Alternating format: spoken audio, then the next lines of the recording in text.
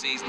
This weekend, though, is where you would expect that the other bikes, the Kawasaki, the Yamaha, are going to be much more competitive. So this will be a much tougher. Really looks close this year. And on your good days, you've got to make sure you're able to get into the fight for the podium spots with the leading three riders weekend. But it is tough for any of those riders that are in that battle just off the podium spots. Another good effort that from Loris. His weekend has started off still up ahead of Scott Redding by a couple of tenths of a second, and we heard from Sean Muir earlier on today at the moment, but continuing to make progress. Also talking about riders continuing to make progress, Ika Lekuona over the line now up into 6th position in this FP2. Of running for Lekuona in this session, but every time he's been out on track, he's been very fast.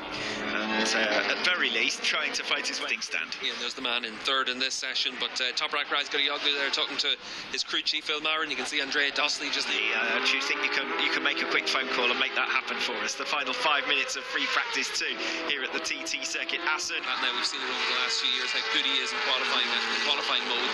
When you look at Top Rack, his performance in Super Pole sessions has speed in this session. He had been 11th fastest, puts in a new tyre, immediately goes up to 4th fastest. The teams of this, the riders have had to keep their powder dry in free practice sessions. In this morning session, there was a few riders out there on the harder tyre that suffer fresh tyre when you don't really want to use that when it's not at an optimal time to be able to get good benefit from it. Another new personal bond for an improved lap. We pick up the number 22 Kawasaki now. He's just making his way in towards the gear timber curve and the stand in FP2. I think he's going to make a great deal of progress from there. He does. It's up to P3 at 1 minute 34.772 and faster than he would. Top Rack is making his way out onto the circuit.